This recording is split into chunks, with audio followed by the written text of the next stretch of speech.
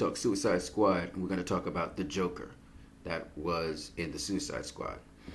Now, a lot of people said that they thought that Jared Leto's Joker won, that he didn't get enough time in the Suicide Squad movie. But if you're following the storyline of the movie wasn't there to feature the Joker. It was actually there to explain Harley Quinn, so that the Joker was used so that people would understand the motivations of Harley Quinn, and also a little bit more about the depth of Harley Quinn, the character of Harley Quinn. So I believe that there was sufficient Joker in this movie. Now, as to Jared Leto's presentation of the Joker, I thought it was really, really creepy and really, really good. It was really, really good. Now, we didn't get to see a lot of Jared Leto's Joker, but I have been actually illegally, unfortunately, rerunning the Suicide Squad, and I've been watching what Jared Leto did as the Joker, and it's out there, man. It's out there. He really was very unpredictable as the Joker. Now, Heath Ledger's Joker. Let me tell you the difference between Jared Leto's Joker, Heath Ledger's Joker, Mark Hamilton's voice acting as the Joker, and Jack Nicholson as the Joker.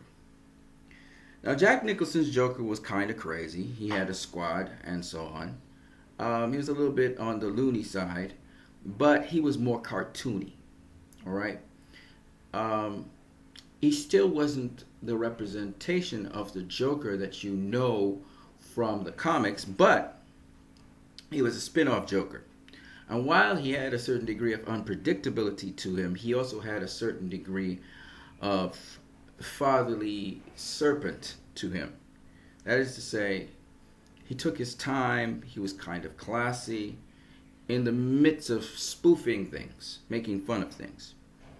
Now, when we look at Mark Hamilton's Joker from the comics, it looks much more devious, much more evil, much more sinister, is the look that the animators and the artists put together. And then the voice is wild and wacky, but yet funny at the same time, and kind of loony. That's what Mark Hamilton brings to the Joker. It kind of brings the classic Joker to the stage. Somewhat like how Jack Nicholson does it, except that Jack Nicholson put his own spin on the classic Joker. Now, Heath Ledger, that Joker was supposed to fit into a realistic world, and Heath Ledger's Joker wasn't really funny as he was menacing. The problem with Heath Ledger's Joker was like a runaway train. He was very, there was nothing really terrible that this Joker would not do, and this Joker sort of tried to make statements using random chaos.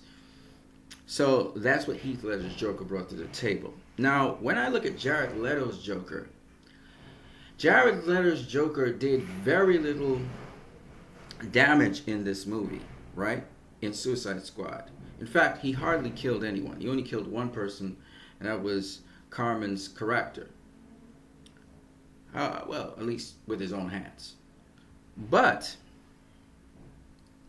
Jared Leto brought to the table a certain creepy unpredictability, and I think it's because not even the actors knew what Jared Leto was going to do next.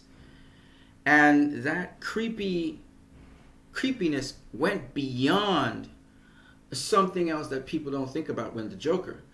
Jared Leto actually went bisexual as the Joker. There was absolutely, it seemed as though Jared Leto's Joker had absolutely no rules whatsoever. He functioned under no rules whatsoever. He gave Harley Quinn to Carmen's character, and because Carmen was such a bad sport, because he wanted to see Harley Quinn make out with Carmen, and he was kind of attracted to Carmen, he said, I just want to give you to this hunka. You know, it was kind of crazy. That was out there. And then the other time when he was dealing with the head of security for Belle Reef Prison, that guy, you know, he had the guy kiss his ring, and then he kind of scoots up to him like a homo, and he says, I know you meant it.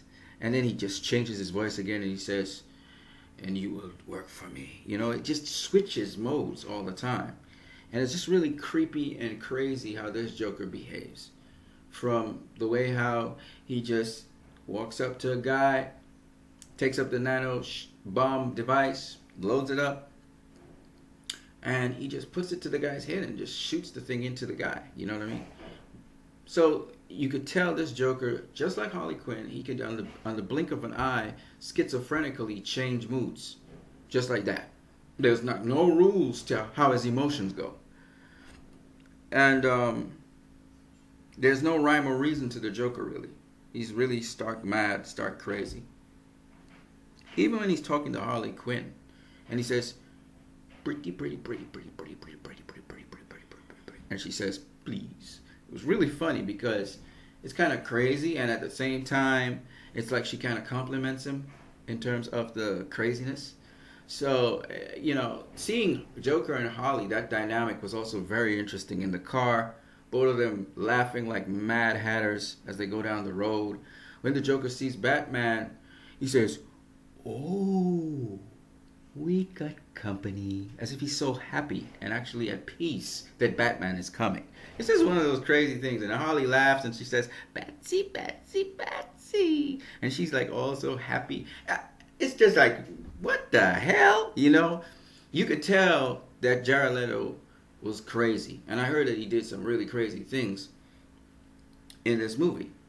But it didn't make the cut, which makes sense because it's not really relevant to the story. It would have just gone off into a Joker story, which is not necessary. But it definitely, you felt the creepy, weighty, funny, still slightly comic booky Joker that he was. He definitely was the head of the mob or the crime syndicate in Gotham. You could feel that. And he kind of was like a pimp. He got the little pimp cane and everything. And he had that crossover style where he kind of mixes the new world way of doing things with the old classic Joker. So I really enjoyed him. I guess he got those tattoos in prison. The damage on his forehead is probably because Batman destroyed his teeth, and that's why he had that grill on his face, because he had gotten hit by Batman for, apparently the movie implies, killing Robin. And Harley Quinn was an accomplice to that. So the story is a little bit different from the classic story that we know in Death in the Family, but it still is very interesting, this Joker. He's exceedingly creepy, man. He makes you feel uneasy every time he steps up on the screen, and you can feel his presence. I remember when he said, "Blah, blah, blah, blah, blah, blah, blah. All that chit-chat's gonna get you hurt." That's just creepy shit, man.